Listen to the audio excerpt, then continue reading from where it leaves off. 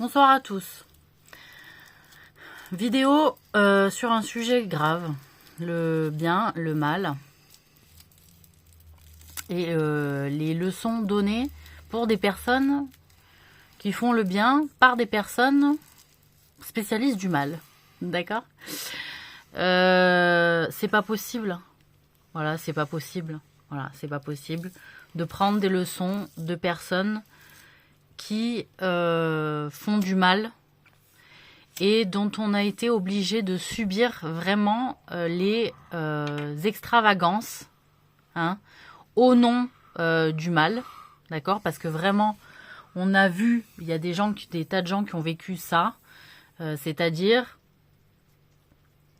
de manière cachée, de manière connue par d'autres, mais de manière cachée quand même, je parle de groupes un peu communautaires ou sectaires, ou connus par la collectivité en entier, même par les différents pays à l'international.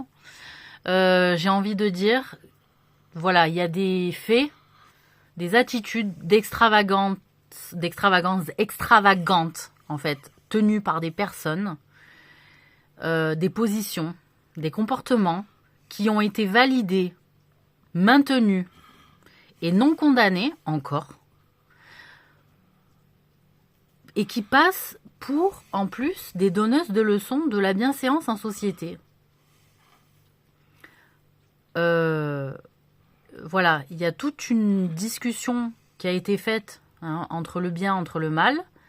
Il y a eu une histoire de balance de bien, de balance du mal. La balance du mal n'a jamais été demandée par Dieu, d'accord? C'est Madame Scorsese, Claudine, qui a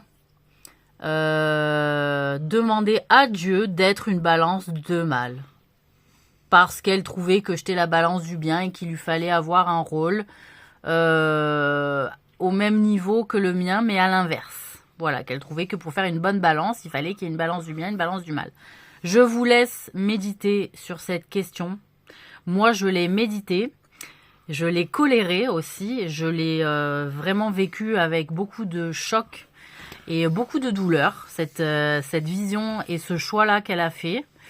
Et en réalité, c'est une catastrophe parce que elle n'a pas fait que la balance du mal, c'est-à-dire elle a pris toute la place. Elle a pris toute la place. Voilà, elle a pris toute la place. Elle a dit le monde entier c'est du mal. Voilà, il faut que ça devienne du mal, que ça soit tout dégueulasse.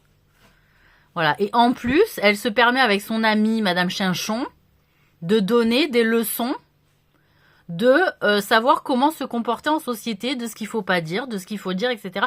Je sais absolument ce qu'il faut dire et ce qu'il ne faut pas dire en société. Là, je suis sur une plage de vidéos qui m'est personnelle, elle n'est pas professionnelle, d'accord? Je gagne pas d'argent avec, je cherche pas à faire des millions de vues, non, désolé. Je cherche pas à faire du buzz. C'est juste un moyen de dire ce que je pense parce que j'ai trop mal de la réalité. Elle m'a fait trop souffrir, la réalité, que j'ai besoin d'un exutoire. Voilà, donc Madame Chinchon, Marie-Christine, sache-le, comprends ça, que c'est-à-dire que c'est pas pour plaire aux gens que j'ai ouvert une chaîne YouTube, c'est pour me faire du bien à moi, et que peut-être il y a des gens qui partageront mes idées, et que je leur ferai du bien à eux en parlant aussi. Il est là mon but. Pas pour me faire valider par les hautes instances de la société, que ce soit noble ou aristocratique, c'est déjà fait. Madame Chinchon, c'est déjà fait, ce n'est pas ton cas. Et Madame Scorsese non plus. C'est pas ton cas. T'as été validée, certes, pour des tas de raisons, mais avec tes extravagances vraiment plus que malveillantes sur beaucoup de points.